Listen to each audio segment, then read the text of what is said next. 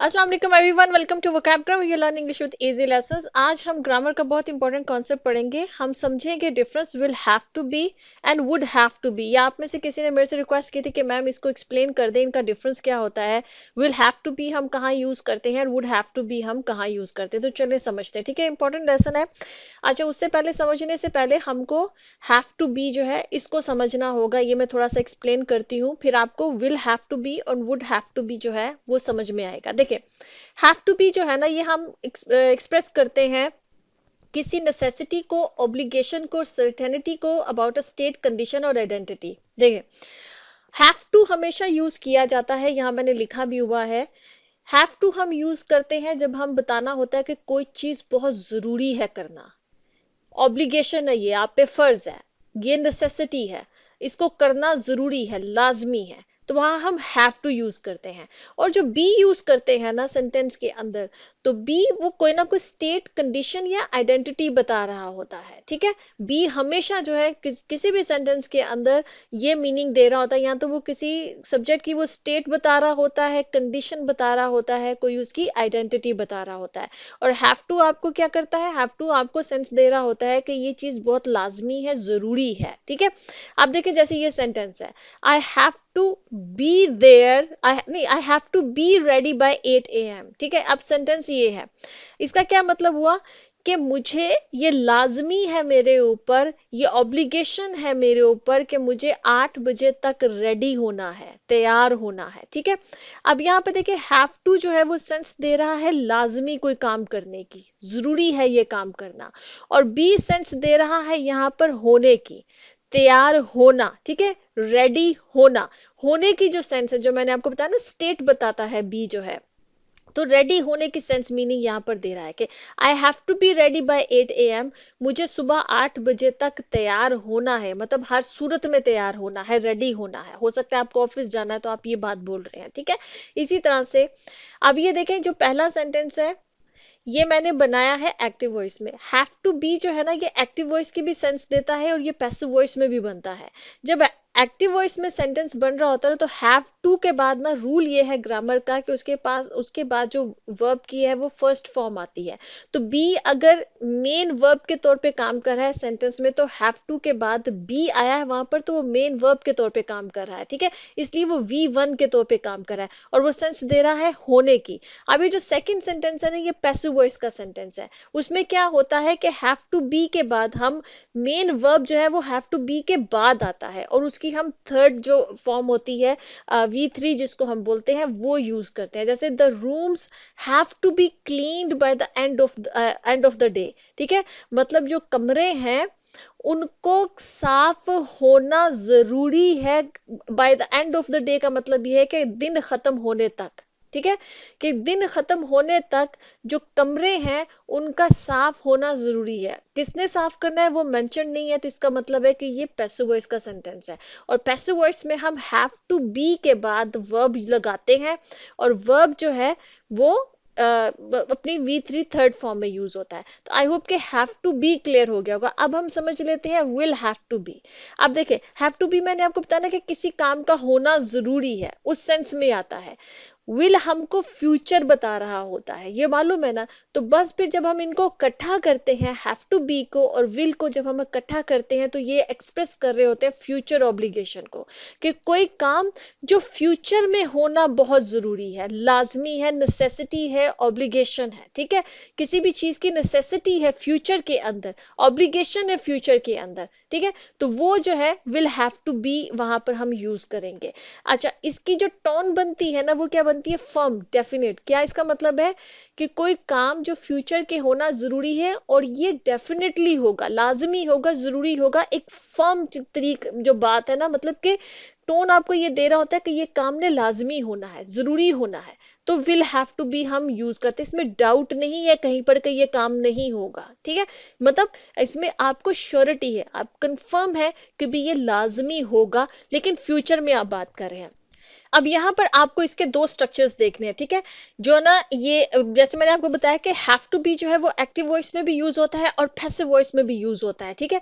तो अब ये देखें कि इसके दो स्ट्रक्चर्स बनेंगे। विल हैव टू बी भी हम एक्टिव वॉइस में भी यूज करेंगे और पैसिव वॉइस में भी यूज करेंगे। अब आप इसका ऊपर वाला देखें जहां पर मैंने लिखा है कि ये एक्टिव वॉइस का स्ट्रक्चर है वो कैसे यूज होता है कि सब्जेक्ट आप यूज करेंगे, फिर आप विल यूज करेंगे, फिर हैव टू यूज करेंगे।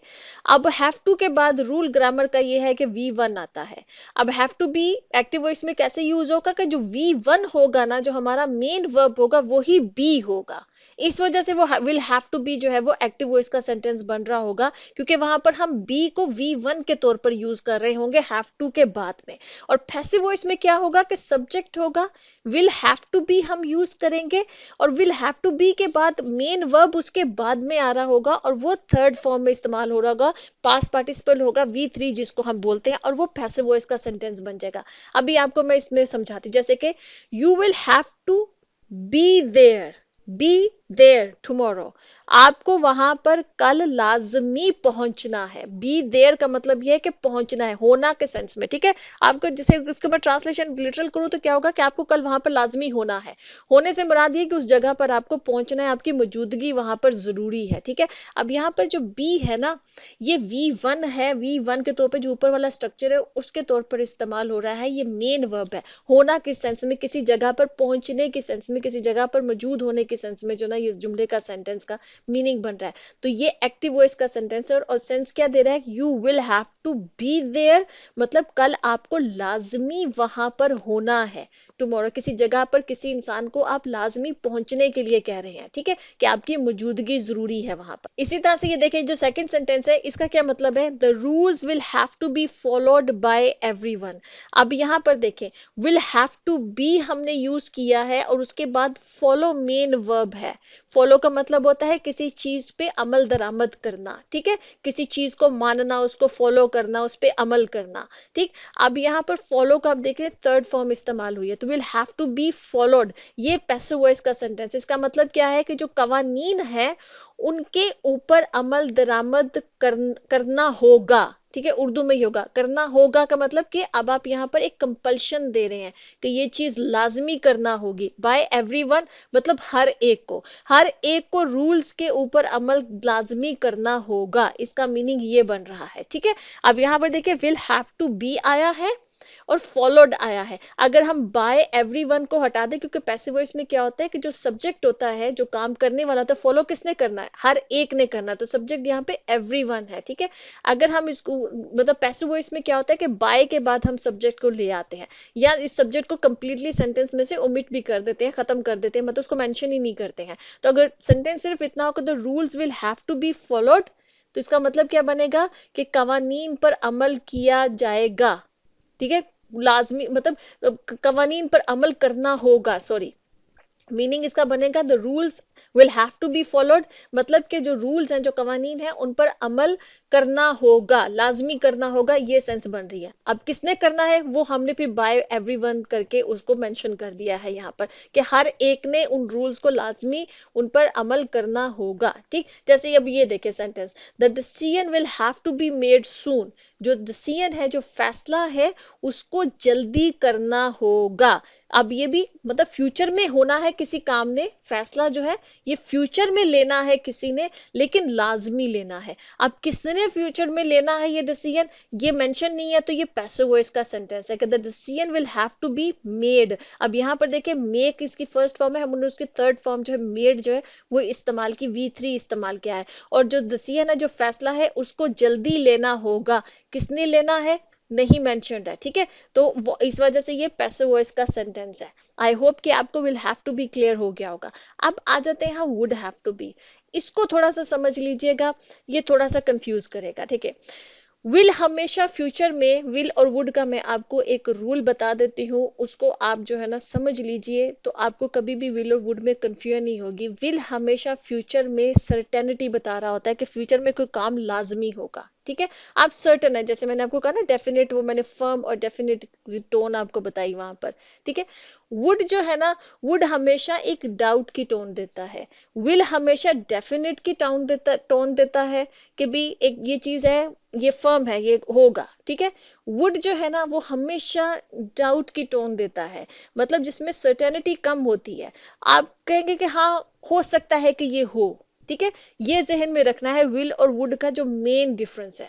मेन डिफरेंस इनका हमेशा से यही होता है कि विल हमेशा आपको एक सर्टेनिटी देता है कि फ्यूचर में ये चीज लाजमी ये होगी, ठीक है, आप सर्टन है उस चीज के बारे में, ठीक है।